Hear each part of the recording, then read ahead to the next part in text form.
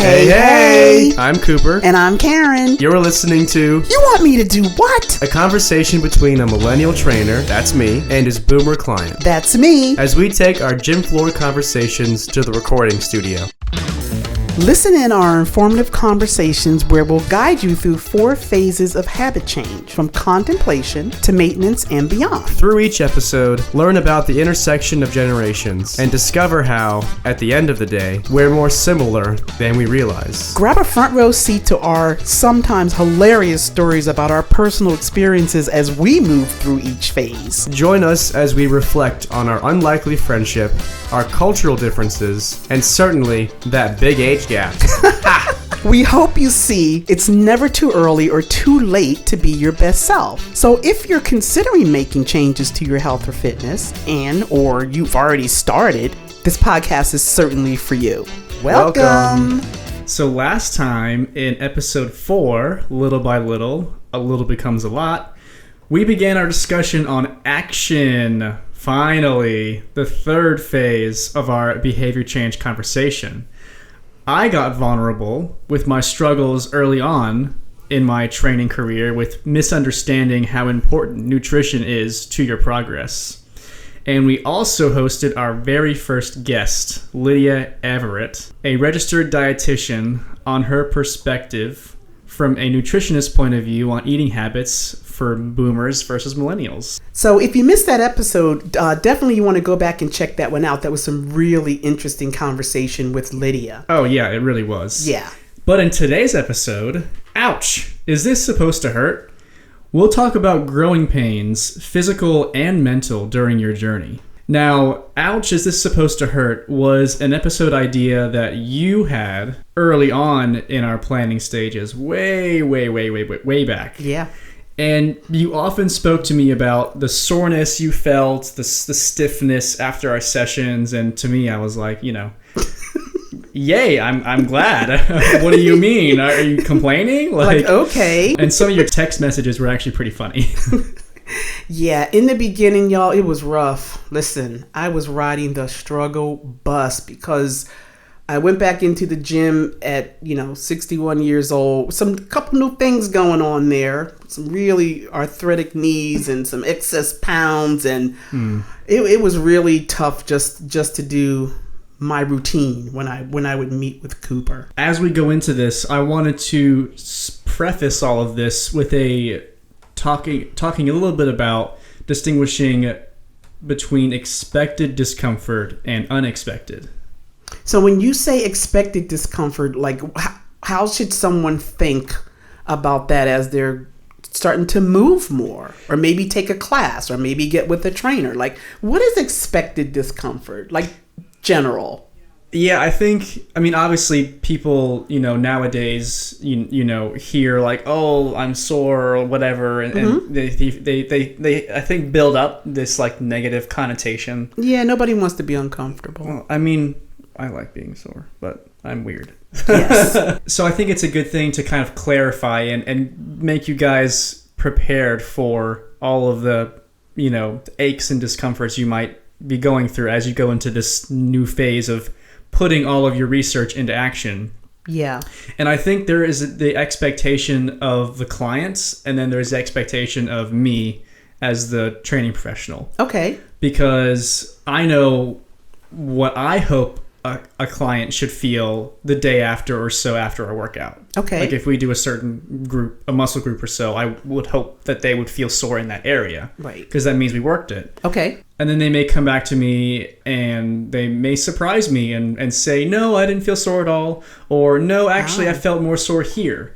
And I'm like, oh, okay, well, let's kind of take a step back and talk about why you may be feeling sore there rather than in the areas I was trying to get you to feel sore privately. Got it. That makes sense. Like if we do a heavy leg day and the client is pretty sedentary, so their leg muscles aren't quite as active, or they're usually more quad dominant when they stand and stuff. Yeah. I try and, wake up their glutes. Yes. With like bridges or whatever. And then they come back the next session and they're like, no, only my quads were sore.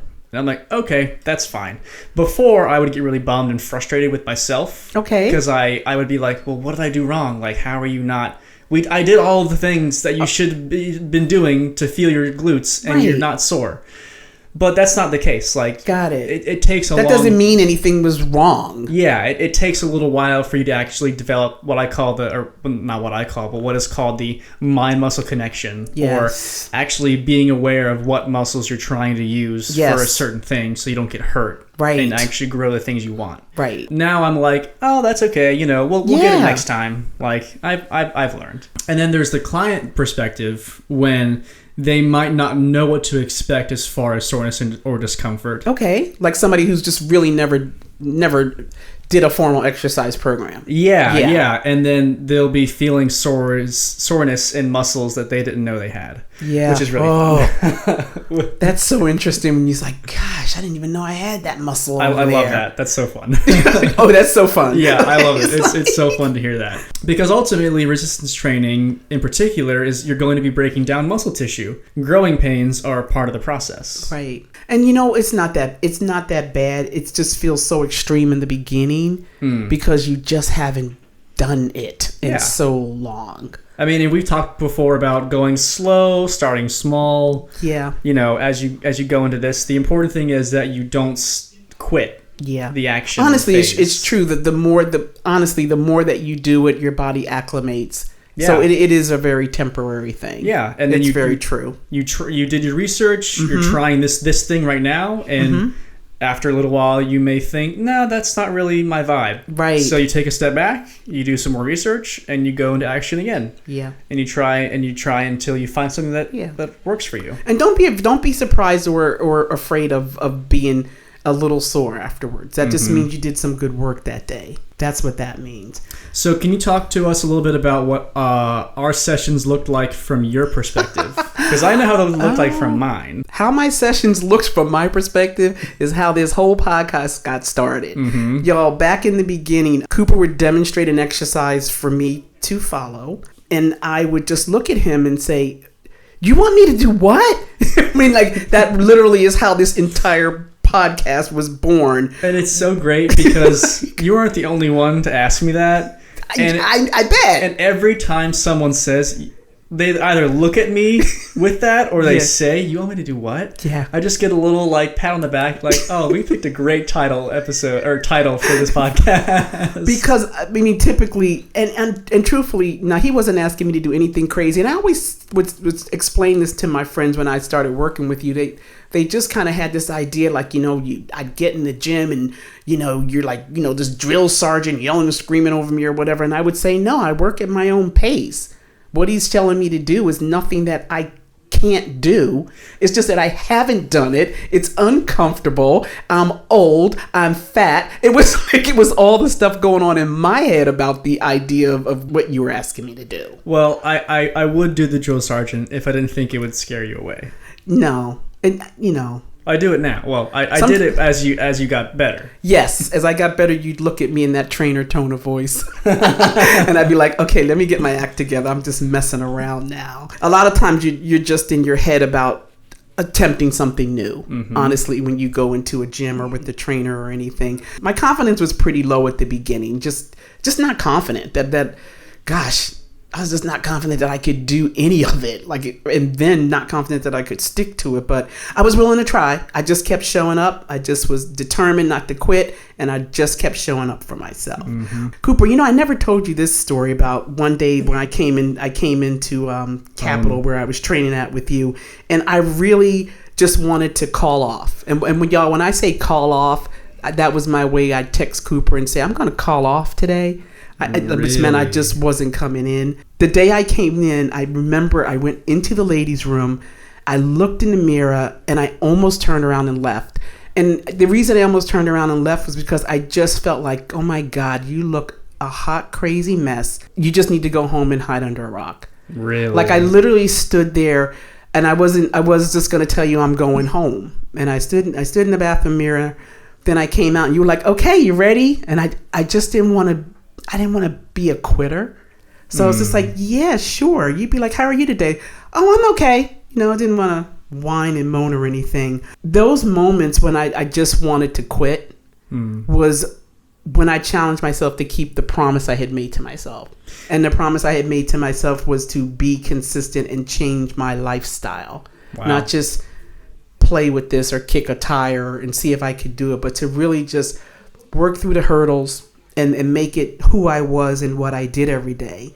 And the funny thing is, when I stuck out that hour, on that particular day, everything you took, the exercises, the paces you took me through, I actually did pretty well. Mm-hmm. Like I had a successful day. I left feeling glad that I stayed, and it just like reaffirmed, like, you know, this is not going to be fun, and you're not going to feel great all the time. But at the end of the day, it's what you wanted. You're paying for it, and in the long run, it's going to be good for you. So sometimes you do just have to get out of your own way.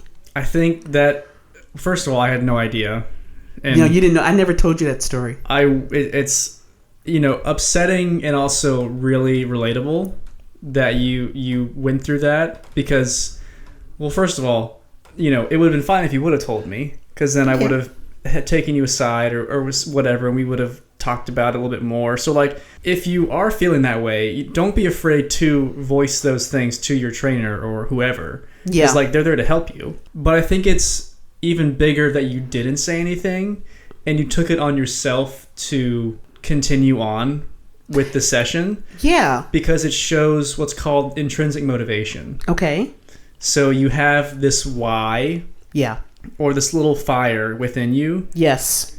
And you had at that point had given it enough food. Yeah. That it was self-sustaining. Mm-hmm. And even though you did not want to be there, everything in your being was, in your old being, right, was saying, let's just go home and reset and whatever. It really was. That fire was convincing you to stay put. Yeah. And convincing you to keep going, even though you didn't feel great. Yeah. Because the next episode in maintenance, we'll get a lot into that with me, that doesn't really go away. Yeah. That even if you're with me at my point, where you are really, where you enjoy fitness and you enjoy training and you look forward to it, it's your escape. It happens a lot. Wow. Yeah. And it could be you just had a rough day at work. Yeah. It could be you're just like low energy, whatever. Yeah. But like I tell my other clients as well, if you have a plan and you have a structure and an order of, I'm doing this on this day and I'm doing that on that day, well, it doesn't really matter if you want to do it. You're just going to do it anyway. Yeah. And if you have to back off the weight or, maybe do only a select few exercises, or reduce the number of reps or whatever, you got to do it still. Yeah. It's about the consistency. Right. Because then, like you experienced, you were rewarded when you're done, because you're like, oh my God. Yeah, like I really had a good session with you. I mean, I remember it so clearly that day, because I was like, and just think, I was going to leave. Yeah. And I had a great session that day. And you walk out feeling better than when you had walked in. I did. I just had let it go. So it's, and you learn as you go on to recognize when those moments happen. Yeah. And you understand every single time you stick it out.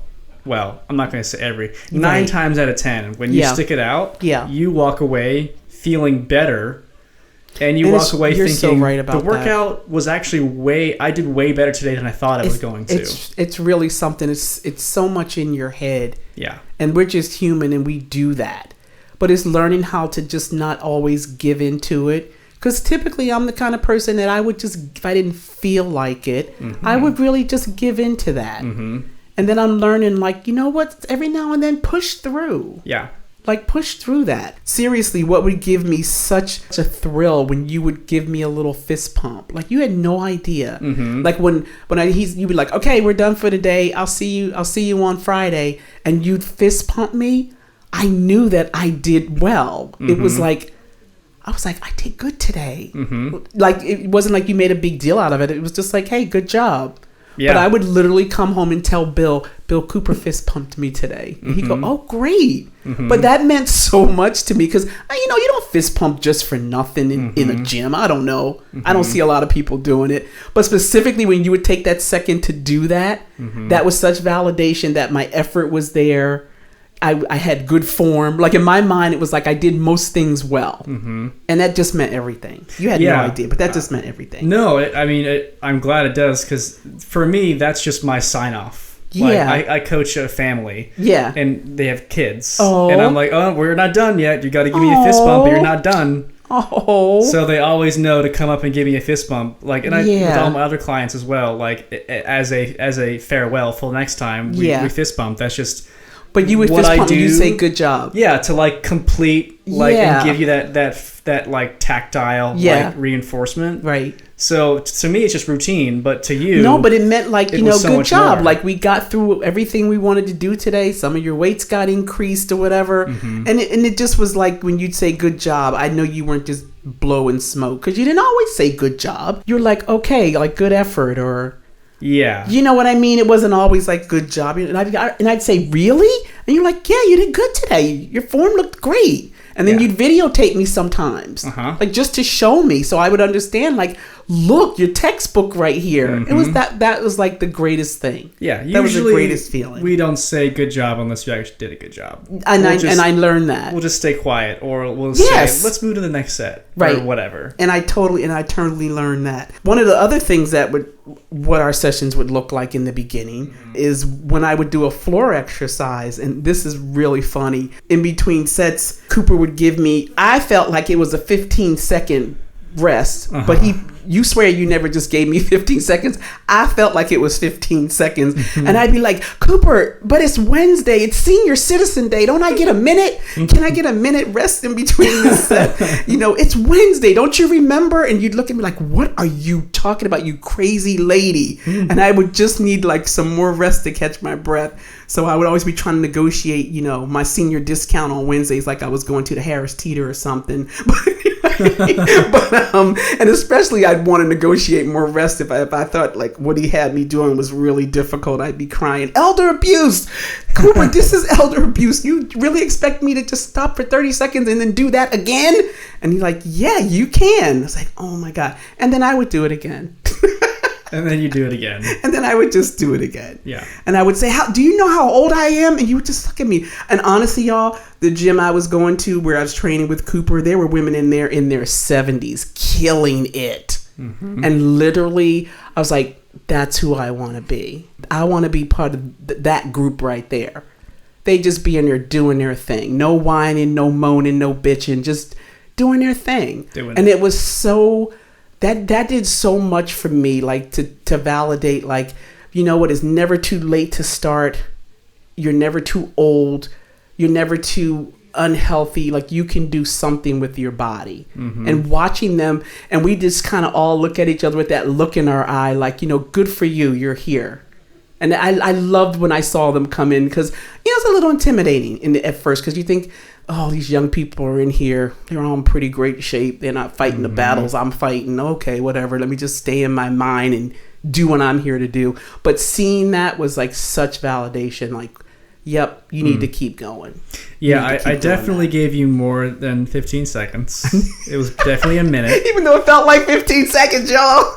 But, I mean, when you're tired and when you're whining, do I have to understand? It must feel like 15 seconds. Yes, you just want to goes by quick. Get it over with, or, you know, you're just so tired that time is warped or whatever. Yeah. But eventually I was like, you know, the senior citizen discount, I just kind of leaned into it. I was like, yes, you get extra time. So you can have a minute because we increased your weight. Even though it was the same amount, I just said, yes, you get the same amount. And then to me, it was just like, it felt like, I was like, this minute feels like a vacation. It's just kind of crazy how long a minute is depending on what you're doing or not doing. But the other thing that was crazy and some of our conversations were getting down on the mat to do the dang thing, like my planks or whatever you'd ask me to do. Then you'd say, okay, so go ahead and pop up and meet me at that other machine right over there. Just pop up. You would say, just go ahead and pop up. And I never forget, because I was like, holy crap, does he not understand? I physically cannot pop up. And the one time it was so adorable. You turned around and you were like, oh my God, you're still down there? You had walked to put the mat away, turned around and came back. And I literally was still in the process of, I call it transformer motions, getting myself up off the mat where I could support on my 2 feet. And then I said, Cooper, I can't just pop up. And that was like really a moment where I had to teach you, I'm not trying to not pop up.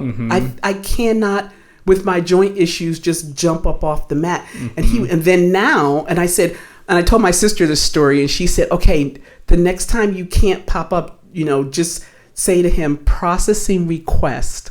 When he says, well, go ahead and pop up. And what did you start saying to me after you understood when I'd say processing request? In your own time. You say, in your own time. And that was a growing moment for us. It was. You go ahead and get up and meet me over at that machine. Yeah. And then I would like really just make myself hustle as much as I could to go ahead and stand up.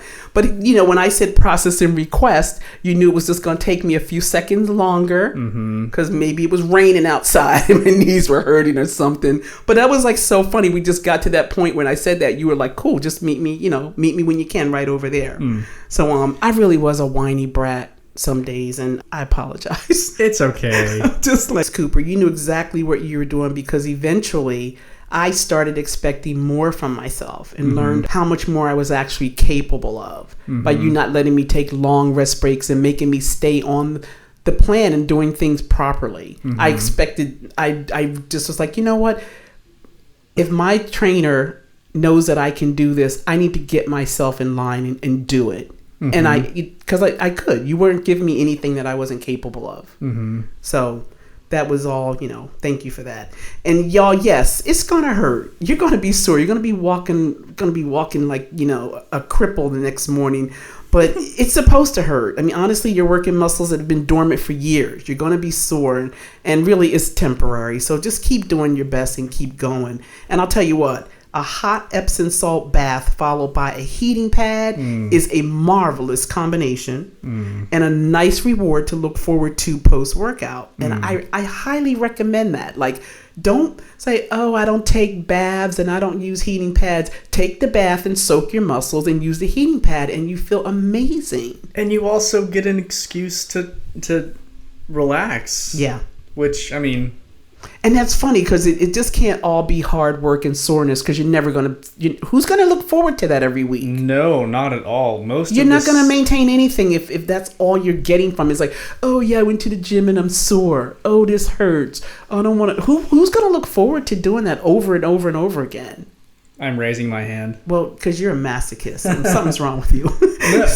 But, I mean, a lot of the improvement and growth you get is from the recovery. So talk about that, the recovery of it all. So you should find things that as a reward for your work to treat yourself. Yeah. Go for a nice hot warm bath. Yeah. Go get a massage or whatever, like that kind of like lets you be like, think. Sometimes when I have a client with a really tough workout, I'm like, think how nice it's going to feel when you can just sort of flop on the couch on a Friday night after you're done and be like, I did the work and now I can just relax and really enjoy just being still. It's done. It's done. Done. Because I used to always say to you, am I done yet? And you'd be like, 5 more. And I'd say, okay, 5 more. And then I'm done for today. I got through the whole hour. Yeah. And it's a little mini accomplishment. We love our little mini instant gratification wins, and we get them all the time. And it is totally one of those things. When we're done with our workout.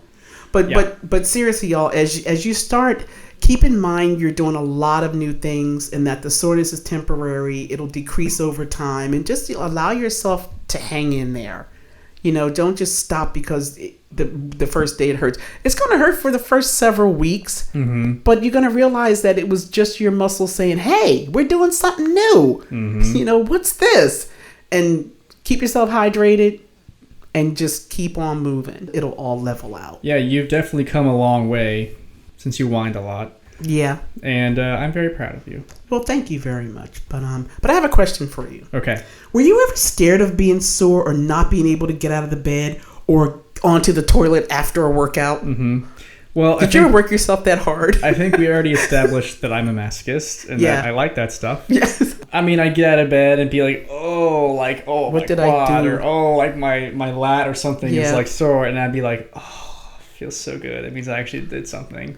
Yeah. I don't get that as much anymore. The more well trained you get, the harder it is for you to, it's very true. Really push yourself in that and get that kind of response. And that's not always what you need to know you're doing the but work. I wanted to be sore. I mean, if I had sore muscles, I was thrilled. It means I did a good job. And now I can relax and let it repair itself. But see, that's a good mentality, but you're a professional and you've taken years to get there. Well, and I knew what I wanted. Yeah. I wanted to build muscle, and I knew that this was going to be a thing that would Part happen. of it. Yeah. And why would I be upset about it? No. If I knew this was part of the process. Yeah. Right? But it is shocking when you're a new person and you start to feel this again after God only knows how many years. It's a little shocking. Like, you're like, whoa. But, I mean, speaking of pop out, like, that is a gym version of hop out, which is what my coaches and I would say all the time at swimming. Okay. You would just hop out of the water. That's why you always say pop up. That's all I say, pop up. Okay. So, but having been an athlete, all my life, right. These are the kind of things that I expect to happen. So it's kind of more of an expectation than a surprise. And then at one time, I remember when I first started squatting with a barbell. That's the long rods of metal that you see at gyms. Yeah. And you put it on your back. Okay. When you want to squat, back squat. Dumbbells are the little ones you hold in your hands. Yes. So, yeah. After that first squat day, this was, I think, in college, or just after. Okay. And one time, the morning after, whatever, I had my shirt off, and I had turned around in the bathroom and caught something in the mirror. And it was this purple and black streak across my back. Oh my God. And I was like, what is this? I was trying to figure out, it was this, vertical band across my shoulder blades. And I was like, what? Oh, this is from the squats. The bruise? Yeah. You were so excited. You should see your face right now. Just thinking back on that, how happy you are. I was like, whoa. That's cool. That's crazy, you sick millennial. I mean, honestly, if that was me with a big bruise across my back, I'd be in urgent care. Forget about going, I'd be like, oh my God, I'm going to die. I was like, whenever I get cupping, I take a picture of myself and post on Instagram, and I'm like, recovery, y'all. Oh my God. And everyone's like, oh my God, what are those black and blue bruises on your back? I'm like, it's from cupping or from workouts. That's from doing things correctly? Yeah, it's cool. It's like, oh, look at this cool scar I have. I saw it as a mark of improving. Yeah. Unfortunately, I don't get that barbers anymore. Bummer. But you're not the only one who is definitely afraid of having sore muscles after a workout. Yeah. To me, it's something I have to continually remind myself that other people may not like that feeling. So when I'm programming, I have to remind myself to sometimes hold back with intensity. Yeah. To make sure I don't scare people away. It's a real thing. And you made it easier to remember because of all your complaining. Because of all my whining. I'm like, oh my God, you want me to do what? I'm so embarrassed, but seriously, I apologize for that. But it's not usually the older folks that I also need to be aware of because, there's a little bit of age expectation. So if someone's a bit older, I'm like, okay, I need to take a step back on them. Okay. And then I love when they come at me and they're like, no, I want more. Give me more. Give me more. And it's 70-year-old lady is gray hair and whatever. And give me more. And I'm like, I don't want to break you. Yeah. But, she could handle it for sure. But it's the tricky people are the younger ones. 30s, 40s. Okay. Who look normal and look fine. But, we do a workout and they leave and they're whatever. And then they come back to me or text me over the weekend and oh my God, I couldn't walk for 2 days or I couldn't lift my hands up. And I'm like, really? Oh, sorry, my bad. You're like, my bad. But also I'm like, yay, I win. Oh my gosh, I couldn't walk over the weekend. And also, some people, even my age or younger, we would have to end a workout early. Because they would get so lightheaded or they would oh my God. We say work till you puke, but I don't actually mean that. Yeah. And sometimes some of them would have to throw up. Wow. And I have to be like, I'm sorry, like I tried to like hold back or whatever, but Yeah. I mean sometimes you just don't know Yes. where they're at when they come in. Yes. So if Yes. you're, make sure you let your trainer or whoever know, like whoever was responsible for your workout that day, like, hey, I haven't eaten a lot today, or hey, I Yes. slept crappy. That's so key. And like, so because I didn't really know, or like I may have asked them like, did they have anything to eat? And they're like, well, a little bit. And I'm like, okay, well, we'll try and take it back. And even then, even the back off was too much. Right. And I'm like, I'm sorry, like I didn't mean to. And they understand. They knew I didn't intend for them to do that. Like, Right. That's interesting, because you would say to me, make sure you have a good breakfast, based on my plan, what you had set up for me to do, the second visit of the week. You say, make sure you eat. Because I would come in there sometimes in a fasting state, which wasn't the greatest thing when I was strength training. I really should have something. But I learned that. And you would say to me, so how did you feel this week when I asked you to eat before you came in versus last week when we did this on an empty stomach? And I was like, I just sailed right through. Like, I was like, this really made it fun because I had energy. Yeah. And it was a marked difference. Yeah. It was a marked difference. And some people, behave really well to eating food. Like I work out great with a full stomach. Yeah. Some people don't. Yeah. If you want to train on an empty stomach, that's fine, but maybe have like an electrolyte beverage to drink during the workout, because that's so important, folks. What he's saying. Water is not necessarily enough. So you need something a bit more to kind of keep you going. But communication, I really like. These are the pieces where your trainer can't read your mind. So if you're like, wow, I really, I just got off work, I just ran here from the office, I didn't have lunch.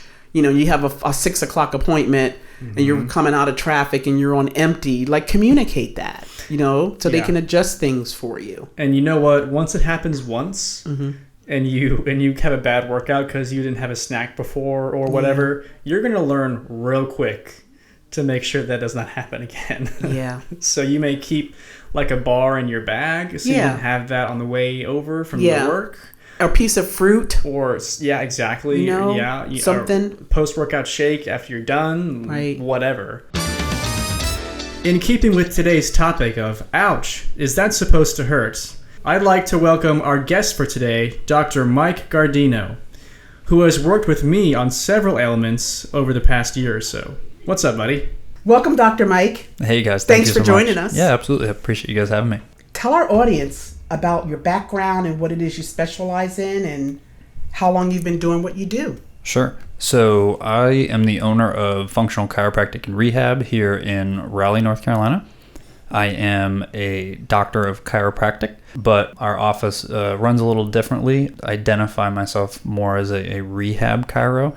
So we blend a lot of rehab exercises in with our treatments. Just to give the listeners an idea, all of our appointments are an hour long, so we're spending a lot of time with our patients. So not just doing the chiropractic side of it, but much more.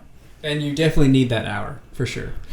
I think it definitely, for personal training and for rehab stuff too, I think an hour definitely. When you say for rehab, like specifically, are there people who should seek you out more so than just a chiropractor? Like, what would be a person who should really seek out a chiropractor / rehab specialist? Sure. So a lot of the people who reach out to us, it's not typically their first bout of chiropractic or physical therapy care. Okay. I would say the majority of people who reach out to us have been through each of those treatments prior, or one of the other prior.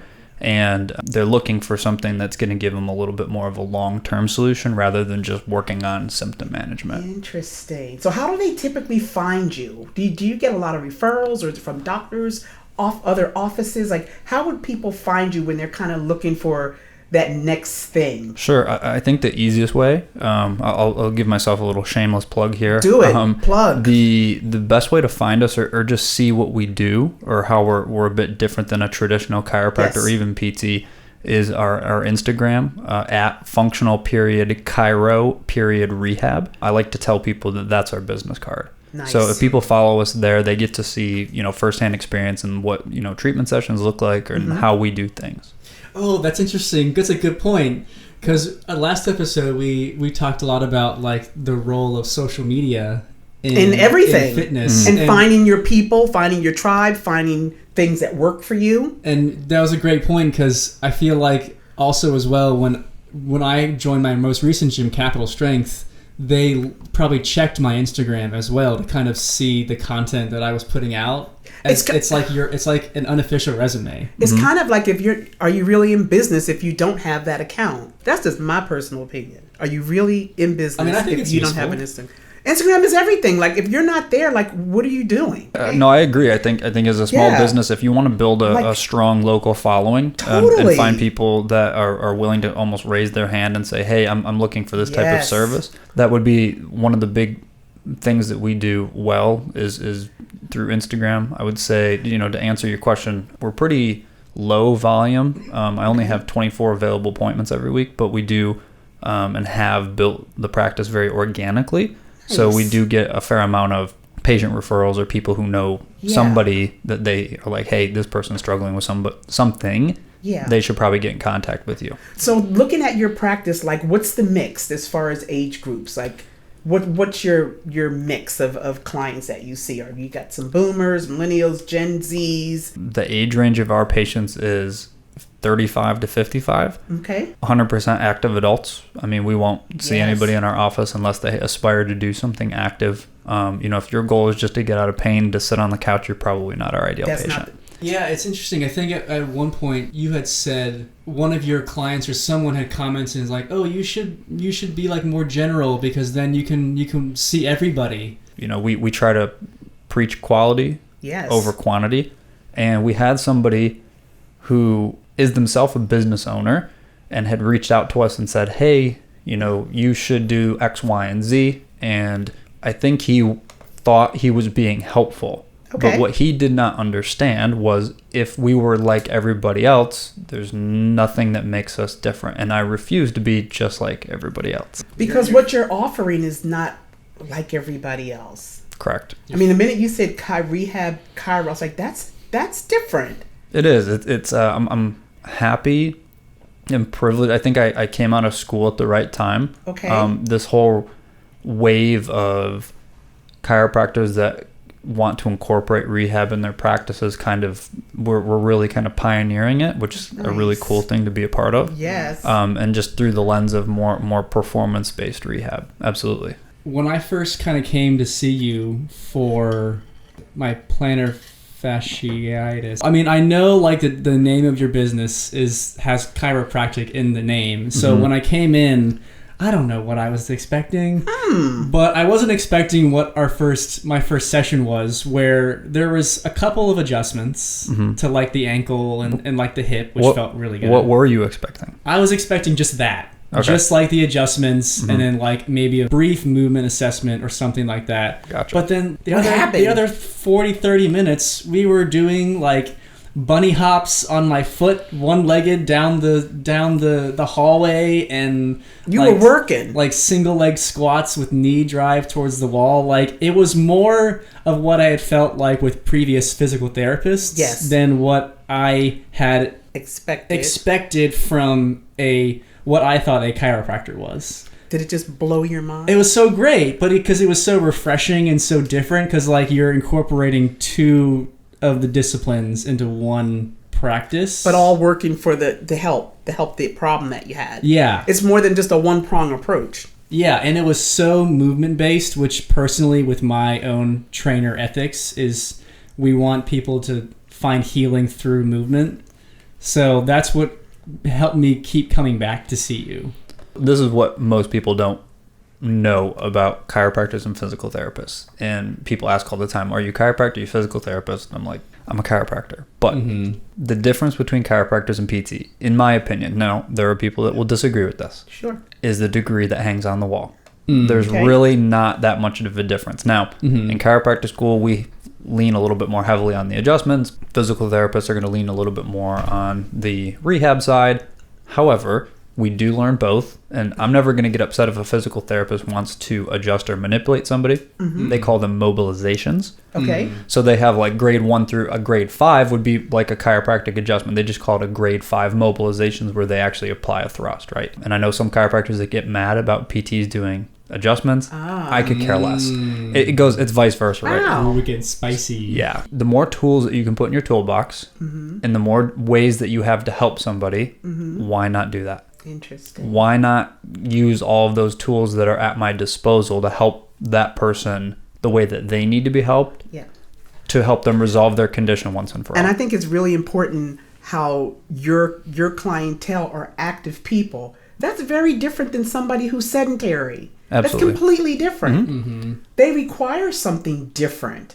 So if they're going to, vanilla all the time, and it's not progressing them, they do at some point need to take a turn, Sure. and something else needs to be applied. Sure. And we hear Because that a their lot. bodies are being worked in quite a different way than somebody who just walks in the door and, needs Right. pain relief. Sure. Just Yeah. simple, basic Yeah. pain relief. Yeah.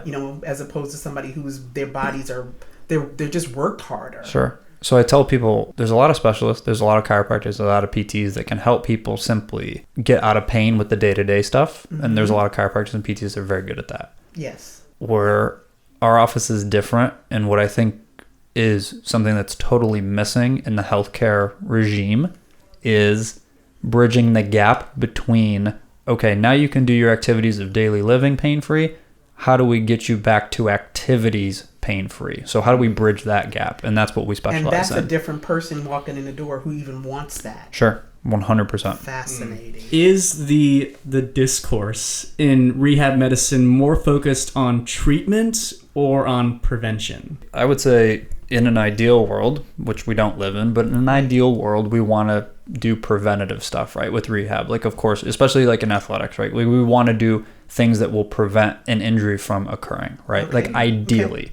However, nobody ever calls my office and says, like, I don't have any problems, like, you know what I mean? So, Right. So they typically have something going on, and most Right. people typically have something going on. So with the treatment aspect of it, it has to be through the lens of, okay, well, what is the outcome that this person is looking for? And then, to your point, Cooper, educating that person on how they can help themselves, right? Like, they have to be able to understand what's going on, why it continues to happen, and what they're going to do about it long term, right? That's the difference, is that the education of, okay, all of those things. And a lot of people, I think they're just missing that component, I would think. in their healthcare, right? I would think. I think saying educating them to help themselves is exactly the answers the question of, are you trying just to like treat that one thing isolated, or are you trying to extend their fitness past and give them the tools to do it themselves? Sure. I'm trying to give all of my patients a degree in how they can best help themselves through that condition. The joke I always say with all my patients is, hey, listen, I'm going to give you a degree in how, like, Cooper, you can treat your injury. I say, you're not going to know how to treat anybody else's injury, but you're going to know exactly how you're able to treat yourself, how you should be progressing, et cetera, so you can mitigate. We can never with 100% certainty say this is never going to come back, but we can mitigate the risk substantially if you know what to pay attention to and you know what to do about it. I wanted to go back real quick Yeah. and talk a little bit more about your origin story, about how you decided to get involved in chiropractic medicine, like what compelled you to want to do this. Like, were you an athlete, prior to this? Did you have a bad injury and had a good experience that kind of, Or a bad experience, and you wanted to do better? Sure. What was your inspiration?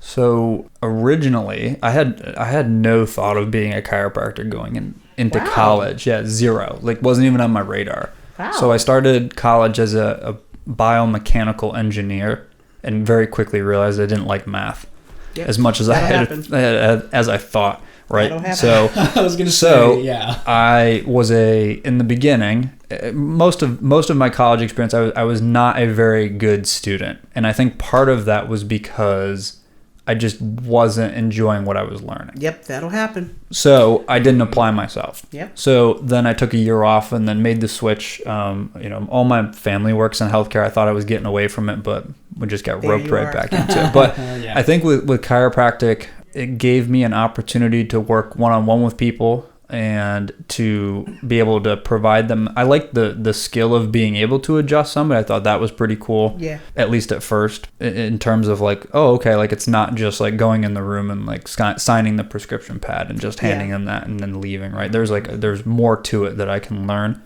and it allowed me to own my own business, which I obviously do. So that was a big thing too, is I don't know that I could or would have wanted to work in a hospital setting. So it was pretty much kind of like the PT or chiropractor route was kind of what I settled on, and I settled on chiropractic. Any reason why chiropractic over physical therapy on paper? I probably could have done either. Now the laws have changed quite a bit, but maybe even back when I was looking, I didn't know, like some physical therapists, it's state to state, but some physical therapists can't receive patients without a doctor referral. Yeah. Ooh. And physical therapists, and this is nothing against physical therapists or chiropractors, because we both get kind of knocked for being, air quotes here, doctors, right? Now it's a doctorate level, as it should be. Right. My personal belief is physical therapists should absolutely be able to receive patients without a doctor's referral. That should absolutely be the standard. Wow. I would agree too. So, and so should chiropractors. I think maybe that was part of it for me, but I also thought, with chiropractic, I like, if I could learn how to adjust somebody, like the rehab stuff comes very easy to me, just as somebody who did play sports before and has a good understanding and foundation of like biomechanics. Yeah. So that's what I studied in college after making the transition from engineering, was basically human movement, exercise physiology, stuff like that. Where'd you get your degree? Virginia Tech, go Hokies. Go Hokies. Go Hokies. Nice. Yep. So you did play sports. Did you play sports in college or just high school or club? Or? So I played soccer at a pretty high level up through high school, and then burned out. And I think it was probably the best thing for me, because I think in all reality, I had so much more fun playing club soccer at Virginia Tech than I ever would have like on an actual team in college. So yeah, just keeping the main thing, and going to school for an education and not, chasing the dream of potentially being a professional soccer player. So that is a very refreshing thing for a lot of people probably to hear. Most people that go to college for sports do not come out on the other side. That's very true. In terms of being a professional athlete. That's very true. And even the ones who do, the percentage of those that can make a living off of it long term is even less, right? It's like the 1% of the 1%. Yeah, it's tough. Yeah. What are the most common problems your patients face, particularly as they age? Because you said you're from 30s to about 55? Yeah. Active people. So particularly as they age, and how much does their lifestyle start to contribute to issues that you're seeing as people age? Because, stuff starts changing. Sure. So what are some of the most common things that your active clients come in the door with, and they're kind of on the older spectrum of the people that you see? I'm going to answer this two ways, and they're connected, and you'll see what I mean here in a second. So there's a saying that we have in rehab that injuries occur from doing too much too soon after doing too little for too long. Right? Ooh, say that again. Say it again, Mike. Say it again, Dr. Mike. A lot of injuries happen from doing too much too soon after doing too little for too long. Ain't that the truth? I love that. That is the truth. I think a lot of people my listening God. will probably They're gonna be going like, oh, that's me! Yep. Guilty! So I'll debunk a myth for you, because we hear it all the time. And yes, things do change as we get older, right? Yeah, but a lot of times we are very quick to blame age, right? Absolutely. And in my opinion, it's the people who, as they get older, they just stop doing what they used to do. Yeah. And because we can take somebody who's in their 60s who could run circles around even myself and Cooper in our 30s, right? It's just, but they just never stopped. Right. So again, it goes back to doing too much too soon after doing too little too long. If you just never stop doing the thing that you want to do, the likelihood of injury is going to be lower. So, again, we can't prevent injuries from happening. Right. That things do happen, but that's again, a pretty general Sure. real thing. Yep. And Okay. then going back to, you talk about, lifestyle, I think, as Yeah. people start to get into their, 30s and 40s, we're looking at the sedentary job, we're looking at kids, the and, long life hours. gets busy. I totally understand. Yeah. So again, but it all goes back to we didn't keep doing the thing, right? It's like, oh, well, in my Interesting. 20s, I used to be able to. You Famous probably hear that all the time. last words right before an injury. Well, I used to be able to deadlift 250 pounds, but it's like, figured I could just load that back up on the bar 10 years later and just have at it. But it's Doesn't work like that. right. We have to have that mindset and mentality, like, hey, we can get back there. Yes. But it's just going to take time, and it's going to take dedication, and it's not going to happen like that. Wow. All right, so what are some of the things people can do at the gym to help the risk of coming in to see you in the first place? First and foremost, consistency. Okay. So, and what I mean by that is, if we're jumping in the gym once a week, or I haven't been in 2 weeks, and then jumping back into it, to my point before of like, doing too much too soon after not doing enough. Yeah. So the way that we can prevent injuries is just being consistent with our workouts, right? So I talk to my patients all the time, especially if I'm prescribing rehab exercises, right? Okay. All the rehab programs are designed to allow that person to give them the best chance of doing the exercises. Like, and I tell them like, hey, can we just get this done once a day? Like, can we just take 10 minutes and do it once a day? So I think a lot of people think of jumping into the gym and it needs to be that hour and a half workout. Well, it's like, hey, listen, if you got 30 minutes then to get in and get a workout, that's fine. Yeah. Now, I'll say in terms of like things that they're doing in the gym. Yeah, like what are some of the common injuries people are giving themselves in the gym? Sure. A lot of it can go back to, and Cooper can attest to this, a lot of it can go back to form and ability. God, I bet. Right. So a lot of it is, people are attempting movements, strength movements, deadlift, squat, pressing movements and stuff without really hammering the form first. Maybe this is where age does come into play a little bit. When you're younger, you can get away with some of that stuff because you're a bit more pliable. Body's forgiving. Right. Yes. And then when you hit a certain age, it doesn't happen like that. I Right. see kids in, the gym I go to, and they probably are in high school or early college, and I look at the form and I go, oh boy. But they probably get away with it now. But if they continue on that path, something is going to, the body can adapt so much before something ends up happening. Right. Another myth I'll debunk is if you are static stretching before your workouts, you're doing yourself a disservice. Now, it's not that I don't like stretching. If you want to stretch after a workout, that's great. But when we work out, a lot of people will go in what I call cold, and they just start lifting, which is crazy. So I tell people, for a warm up, we want to make sure that we're warming up well, and the things that we want to look at are we getting our heart rate up? Are we getting the blood flowing to our skeletal muscles prior to activity? And then again, instead of static stretching, are we doing something active or dynamic that's going to prep them for what they're about to do? Give a description for people out there who might not understand what active dynamic warm-up might look like. So I'll make a comparison here. So a static warm-up would be just like, so let's say we're doing squats, right? Yeah. A static warm-up would be going in the corner and doing some stretching, like some hip stretching, just to whatever. Just touching your toes. Yeah, just go down, touch your toes, or sit in a butterfly stretch, or do a pigeon stretch. Like, I'm just going to loosen up my hips, right? But what that's doing is it's lengthening the tissue, but it's not getting it active and ready to, do what it's supposed to do, which is contract, relax, right? Okay. Mm-hmm. So if we're doing squats, a more dynamic warm up I would want to see is something like, can we get on the rowing machine for 5 minutes and do 1,000 meters and then get up? And then people are like, well, what's the best warm up for squats? And I'm like, probably body weight squats. Like, don't overcomplicate it.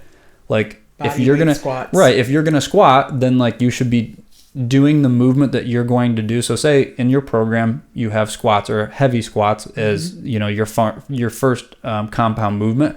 Again, don't overcomplicate it. Body weight squats, like that is going to prime your body for what you're about to do under load.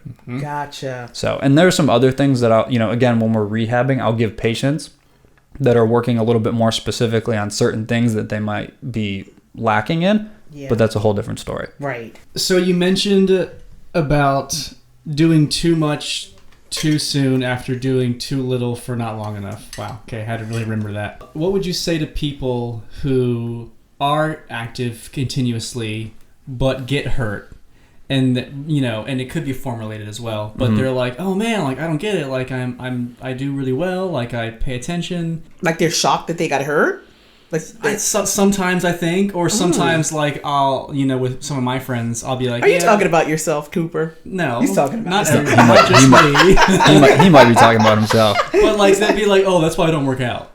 It's because you're gonna get hurt, and I'm like, well, that's not. Oh yeah, No. we can dive into that for a second. Please. Karen. So one time I was at the gym, and I can't even make this up. So I'm at the gym and I'm working out, and these two guys were talking to each other, and I mean it was we'll call it was a kind of a bro conversation. I love it. It was like, hey, he's like one guy was like, hey, what's going on, and kind of chit chat, and I just kind of half listening. I heard one guy go, yeah, man, yeah, bro, that's why I don't deadlift anymore. He's like, I got bad back, like disc herniations, all this stuff. And I'm thinking to myself, well, deadlifts are probably the best exercise for what you're experiencing, right? Something? But people will, it's just the culture that we're in. We're told all these things that we're hurt.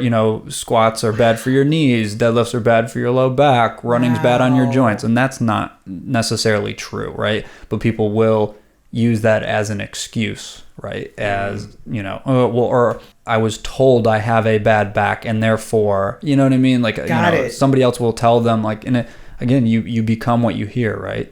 You become what you hear. If a doctor tells you, so true. If your doctor tells you have a bad back, then you so true. You will identify as somebody who has a bad back, and therefore you will start to avoid exercises and activities out of fear of hurting that. So, we want to actually reset that narrative and say, no, it's not that you have a bad back. You just haven't been shown the right process on how to improve it. Amen. I like that. That made me feel better. Thank you. You're welcome. Yeah, feel free to steal these for your clients, Cooper. Because that is, I think, not only me personally, KK. I don't use my things as excuses. I'm learning. But I think sometimes my clients, too, will come in and they'll be like, oh yeah, like I don't have any cartilage in my knee. Oh yeah, that was me in the beginning. I was hurting.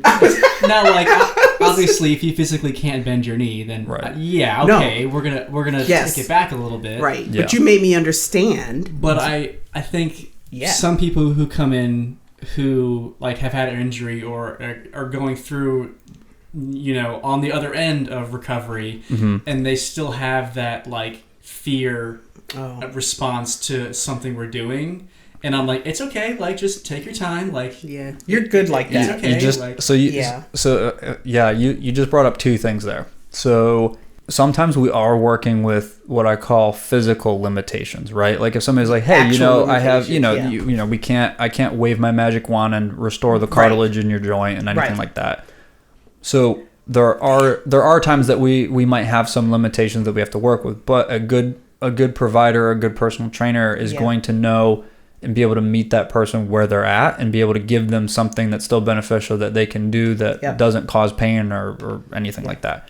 Now, Cooper, you just brought up the fear avoidance part. Now that is a big thing, right? Because if you're somebody that has an injury and every time you squat or every time you deadlift, I guess I'm keep going to the low back stuff because it's easy, and a lot of people us have low back stuff. A lot of that's our glutes are weak. Fun fact: low back pain takes out more people from work every year than anything else, and it's super preventable. It's super preventable. So, if every time I squat or deadlift my low back hurts, then what am I gonna avoid doing? But I tell people, squats and deadlifts are something you're never going to get around those. Like even if you're not in the gym, I don't know about you guys, but I still pick stuff up off the floor. Yeah, day-to-day I still life. bend over. Yeah, day-to-day life. Yeah. I still sit in chairs and right. I don't know about you guys. I sit on the toilet like once a day. You I know try, that's kind of a crass joke, right. But no, you're just not going to get away from it. So people who think or say like I can't do those because my low back's going to bother me, that's just good luck living life like that. That sounds miserable to me.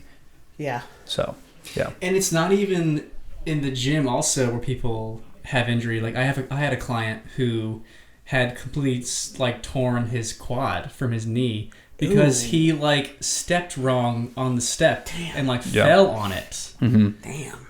And it was the most innocuous thing. He was like carrying a box or something. It wasn't even like glamorous. Like it'd be cooler if he had like, you know, been fighting a bear or something, and at least you got something out of it. Sometimes, you know, it's the small, you know, the straw that broke the camel's back, so to speak. And it's like, you know, you hear it all the time. Like I stepped wrong off the curb, or, you know, I bent over to tie my shoe, or, you know, it's just something so menial. That's so funny. A woman in the locker room at the Y said to me, I was bending over tying my shoe, and she was sitting on a bench. She said, I used to be able to do that. I used to be able to stand. And I was like, why wouldn't she be able to do it? But I don't know what her issue was. But she just commented like, yeah, I used to be able to stand up and bend over and tie my shoe. Can't do that anymore. It was just a general comment, and I didn't know her. She didn't know me. Yeah. It was like, ha ha ha. I was just like, wow. Yeah. I was like, you know. So I think it's really good to remember. This is a really great point for people to remember as they're going into the action phase of their journey, that, you know, it's not even the stuff in the gym that you need to worry about. Right. No. It's the stuff that you're not expecting.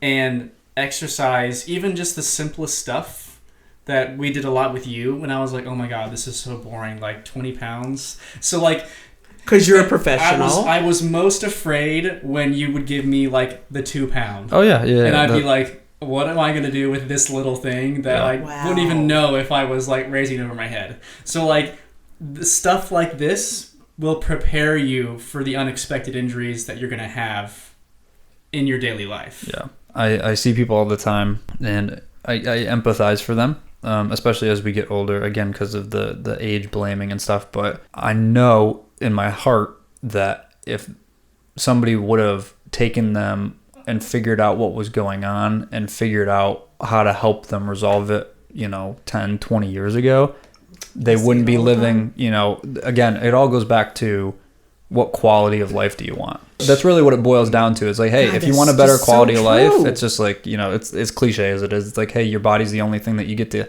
like live in for your entire life. Like, so it's like, take care of it.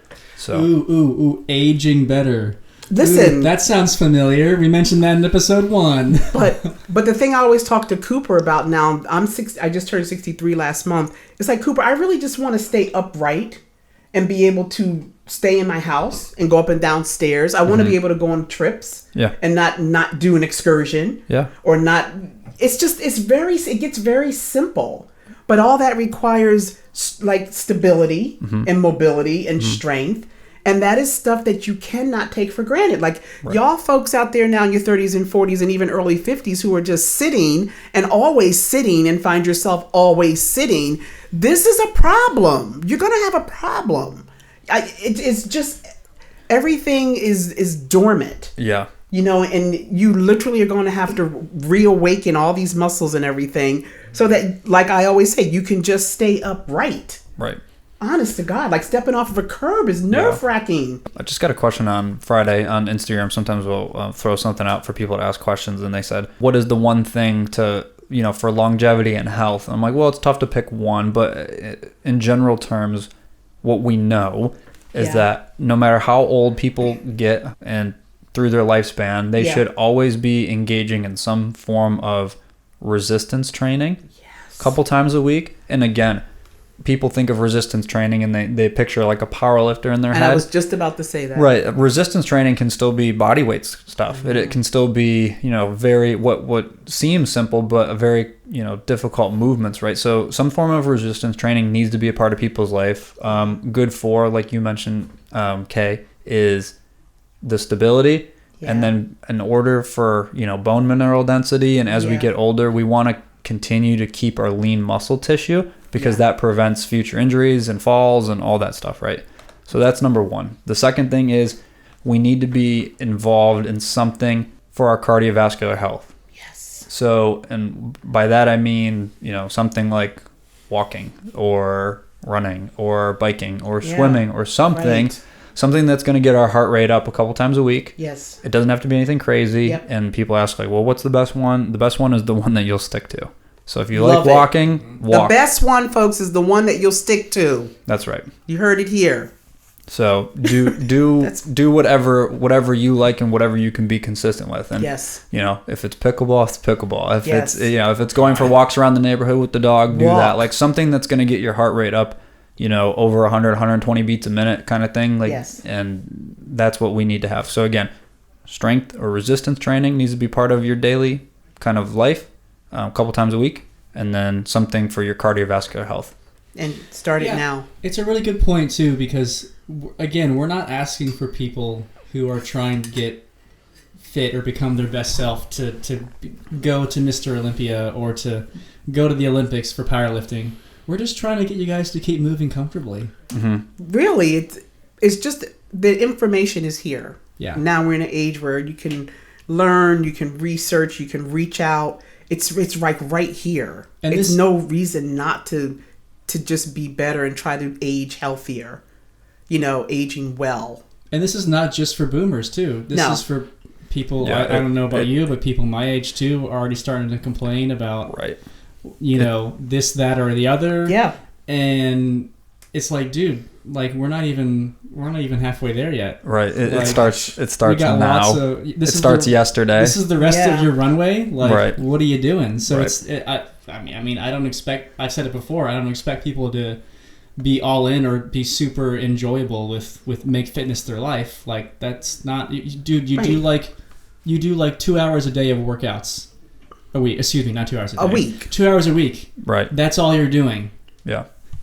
But that's a lot for your body. That's all you need. It's way better than nothing. Yeah. Yeah. Absolutely better than nothing.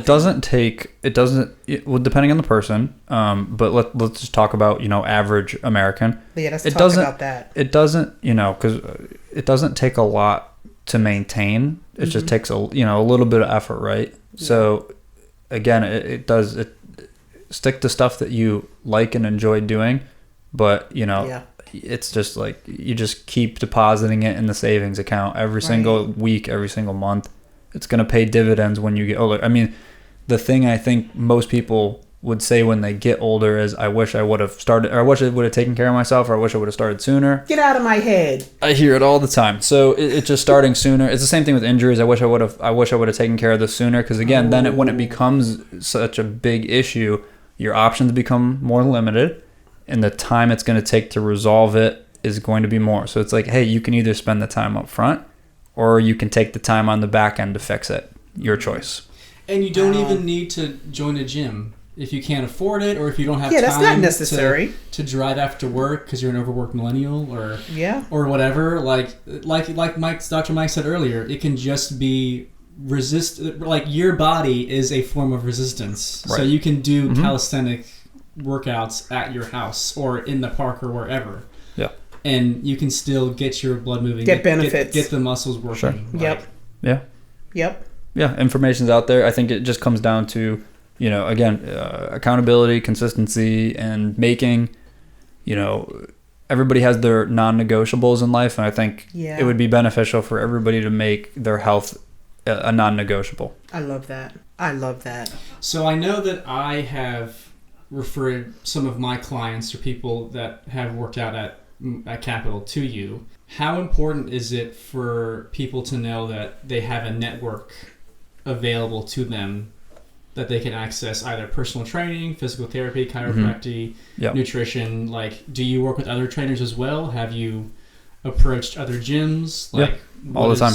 I tell people I have no problem getting on the phone every week and updating your trainer or updating your coach on what we're doing. Very nice. So going back to, the things, people will tell you what they want. You just got to listen. And one of the things in healthcare that is missing and that people get frustrated with is that they are either seeing multiple providers, a trainer, this, that, and the other, and nobody's communicating. So nobody's talking to one another. And I tell everybody, hey, listen, for example, Cooper has sent me people that he trains, and I say, hey, listen, Cooper, this is what I found. These are the things that me and your client are working on in the office. Like, can you incorporate that into their training, or can we work around this for a little while until we can get them to this point, et cetera, et cetera. And I think that's very well received by the patients, because they feel like everybody that's helping them is on the same page. Right. That's what happened with us. That's a really good point too, because so if you have either a chiropractor, or you're seeing a physical therapist, or you're seeing a trainer. I was seeing a flexologist recommended him to me, and then they would talk back and forth.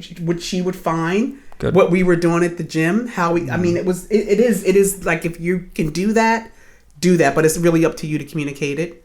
You have to be the person that says, I'm working with somebody else. Can we, actually, even when I went to physical therapy for my knee, for my arthritis, the physical therapist typed out all the exercises that I should incorporate in my warm-up with him. And then I looked at them and I was like, okay, how can we blend this in with our current training? But I mean, I really recommend, if you can work with professionals, if you have the means, if you have, the time, do it. You need a plan. You need someone to guide you. Sure. I believe you need in my season, as they say, I think you need guidance. Yeah. You do. That's how I feel. I think that's the perfect word. Is the provider or trainer should be there to guide you. Yeah. And again, teach you and be a resource for you. Yes. But I tell all my patients, like, hey, believe it or not, I can't do everybody's rehab program for them.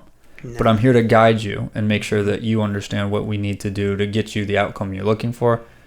I know Cooper has those same conversations, and oh gosh, yeah. To in Cooper's the nicest point, way. Yeah, in the nicest way. In of the course. nicest way. I try really hard to be nice. In the nicest way, it's like seeing me a couple times a week. Yeah. You're not gonna get this. You gotta do this stuff afterwards. So I have a question. Yeah. What percentage of your patients, even though they're active people, literally go home and do their homework? Because I know every type of therapist, rehab, they give homework. Sometimes they even print out pictures on how to do the homework. Sure. How many seconds, how much time. Yeah. How many people actually do that? Because and I'm going to tell you why I'm asking this. Because I go to parties, and I'm talking to, my boomer people. Everybody's got sciatica now. And I'm like, did you go to therapy? Oh, I went to therapy. I'm like, so you do the exercises at home? Well, I'm like, just do that, and you won't be limping around. Like, it literally, that's the piece that stops this whole thing, because they just think there's going to be some magic pill or bullet that's going to stop all this discomfort. It's just like, they gave it to you on that paper when they sent you home. That's the magic bullet. No magic pill. No silver bullet. So what percentage of my patients do? And even though they're active people, do they comply? Yeah, Are they compliant? 100%. They're 100% compliant? Mm-hmm. I mean, they would be stupid not to be. That's what I'm saying. Most people are not. I was, again, I don't go home with all my patients and watch them and stuff. But you can tell when they come back. Sure, if they, absolutely. So I would say, I can confidently say that 100% of my patients go home and do the work that we've worked on and come back. People understand that's all part of it. It's all, and I tell them. So I think Karen, it's setting expectations. Yeah. Is rule number one. And again, how the rehab program is designed, and I touched on this a little bit earlier, but for the first 4 to 6 weeks, it's how can I give this person the best odds of making this a true and genuine habit? Because so Karen, if you're my patient, nice focus. I like that. If you're my patient, I say, Karen, listen, these exercises here, they're not to insult you, they're going to be pretty low level, but the lower the level, the more likely you are to be able to do them. Now, if I say, hey, you got to go to the gym, grab a barbell, load it up with weight, you got to do this, it's like, you're never going to do it. You just blew me out the water. But if I say, Karen, take 10, 15 minutes a day, and you can literally do this at home. Yeah. And for the first 4 to 6 weeks, that's kind of, again, we're progressing, of course, but I have to make it, if you read the book, or I don't know if you guys have read the book, Atomic Habits, like, if you want to create a habit, it's the second person that's told us about make that it, book. make it easily attainable, right? So I try to make things easily attainable for my patients at the beginning. But yeah, in terms of what percentage of my patients do their prescribed work, 100%. And I think that's very different than a standard PT appointment place. I really do think that's because it's a different mindset that people are already coming to you with. Yeah. Okay, there's a lot there that I want to comment on, and I know you guys can't see me, but I'm wearing a really, really wide smirk because he's cheesing. Having been a patient of yours, have you done your homework? And having been given homework, okay, I did the homework, most of it, but I recognize as a fitness professional that when I would come in to see you, I would not lie about saying I did 100% when I didn't. Yeah. If I didn't do everything, I would I would told you, I did this and that, but I didn't do that because it's interesting. You said I'm not going to tell you to go load the bar and do weight training stuff, and you said that's going to blow me out of the water. Mm-hmm. That for me is an easier pill to swallow because that to me feels more like I'm doing things, as opposed to doing like the little, wall sits or knee drive with the side lunge thing that I absolutely hated doing on the sliders. Wow. So I would sooner do something with weights. Yeah. That's something that I'm more used to doing. Sure. Than do the little body weight thing that you want to go. Doctor. You want to go scurry home and doing. I'm just telling you what I would have done. So I think that's really important for us as a provider. You have to know who's sitting in front of you. Mm-hmm. So you're gonna have 10% of people who you might have to pull back the reins a little bit, like Cooper. Who that's his life though. He's a trainer. Exactly. Like he has the equipment is very easily accessible. Like so, and then you have. The opposite end of the spectrum, you have 10% of people who have been in pain for a long time. There's a lot of fear avoidance going on. They need a little bit more reassurance, et cetera, et cetera. And then most people live right in the middle, right? So I remember Cooper one time asking me about sled pushes. So I'll tell this fun story. Because it felt like I was doing something. Right. So Cooper said, hey, he's like, what do you think about sled pushes? And I said, I think that's great. This is for my plantar fasciitis, by the way. Yeah, this is for the plantar fasciitis. And I said, I think that's great. I think we've gotten to a point where you can do sled pushes. And I said, because this is, again, you have to know and understand who's sitting in front of you. I said, if you go, Cooper, and you load that sled up with 300 pounds and you push it back and forth for 20 or 30 minutes, which I know you will want to do, I said, you're going to perhaps pay the consequence tomorrow and the next day, etc. So I said, a lot of times with my patients, we're strategizing, right? So I said, Cooper, you can do sled pushes, but don't put any weight on the sled. And I know that's going to kill you to do, but this is how we need to do it. Wow. And I want you to push it back and forth. So push it back and forth 10 times, and then you have to force yourself to stop. Because if Cooper loads up the sled and he pushes it back and forth and he exceeds his foot's current capacity, he's going to make things worse. Got it.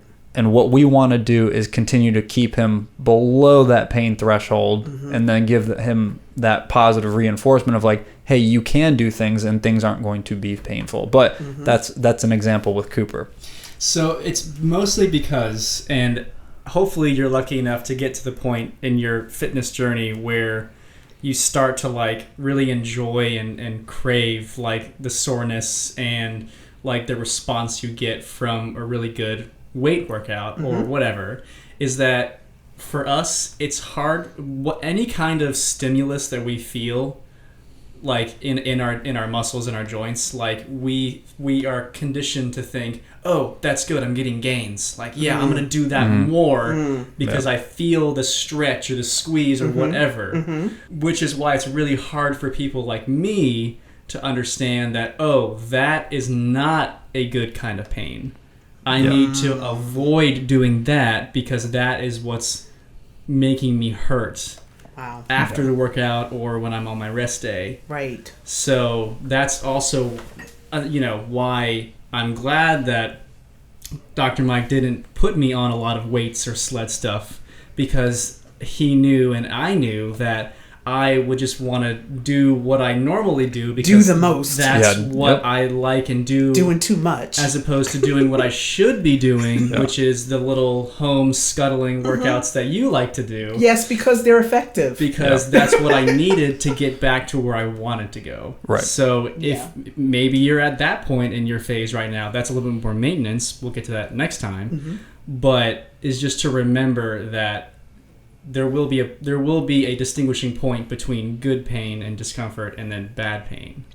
Yeah, it's all, we call, the load versus capacity. So if the load, meaning weight, number of reps, time spent doing an exercise, exceeds our body's capacity, then we will have pain. And when we work out, we actually want to go just beyond that point, because again, when we work out and exercise, we're tearing muscle fibers and stuff, and we're actually creating a bit of joint inflammation. We're actually creating a bit of arthritis in the joint, but our body can it's a reasonable amount, so our body can handle it. We have muscle soreness for a couple days, and then we're right back to where we want to be. The issue is when that pain doesn't go away. And that happens to a lot of people, again, because the load far exceeded their capacity. Again, doing too much too soon after doing too little too long, right? So we should get that on a T-shirt. That's right. We should do a sticker or Do something. you have that on your wall in your practice? God, you need to have no, that but on. I utter it a that lot. needs to be like as soon as people walk in. Yeah, so at the end of every episode, we do a quote. We do a quote that kind of I wraps like up quotes. how we feel about the episode we just did. And I'm going to read it today. Cooper's going to read this week's quote. So the quote is from Tony Robbins, and it says, or he said, "No matter how many mistakes you make or how slow your progress, you are still way ahead of everyone who isn't trying."